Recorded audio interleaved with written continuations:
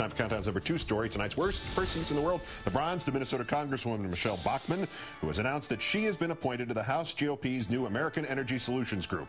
Ms. Bachmann's expertise on this topic seems to be limited to her statement last week that, quote, there isn't even one study that can be produced that shows carbon dioxide is a harmful gas. There isn't one such study because carbon dioxide is not a harmful gas. It is a harmless gas. Carbon dioxide is natural. It is not harmful. By appointing her to this group, Republicans may be acknowledging that there are enough emissions coming out of Michelle Bachmann's mouth to serve as a new source of gas, or at least wind power. Our runner-up, Brian Kilmeade of Fix News. This is quite possibly the dumbest argument ever given voice to on national airwaves about John McCain and torture. He should not be allowed to talk on torture because he is clearly somebody who went to unspeakable pain and punishment. What do you mean he shouldn't be allowed to talk? She has an opinion like everybody else. He represents the state of Arizona. But he was tortured. He was tortured. Therefore, his views on torture are irrelevant skewed. Because of what happened to him? Are skewed. I think his views are particularly telling. But what do you think he's going to be pro-torture after he's been through it? He's not going to be pro-torture. And plus, I don't think this is torture.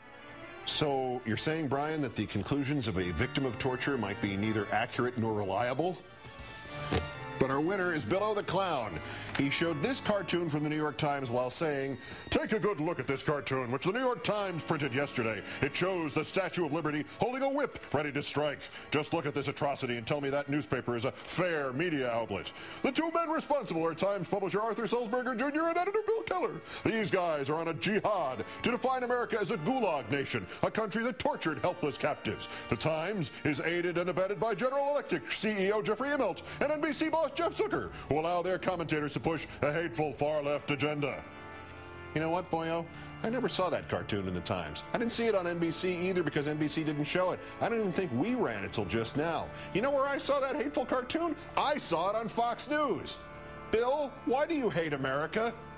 Billo then went on to explain, with the insistence of a paranoid schizophrenic in a psych ward, that this is an unpatriotic Keller-Sulzberger-Immelt-Zucker plot to marginalize the Republican Party through show trials. It was so bad Karl Rove had to reel him in. Karl Rove!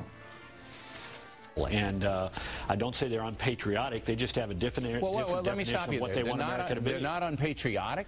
When you're going to have pictures being released in the next few days of criminal investigations into wrongdoing by Americans, which happened, and they're going to flood all over the world. Well, who's going to be in danger there? That's going to heighten the danger for every American troop overseas, every American diplomat, and every American tourist. And you're saying these men aren't unpatriotic, Mr. Rove? I'm not saying they're not doing this because they're unpatriotic. They're doing this because they want to achieve a goal for America that I fundamentally disagree with. Mr. Rove, Mr. Murdoch, when Karl Rove has to talk your commentator down, either your commentator or his supervisors or you are out of control. Bill O'Reilly, today's worst person in the world.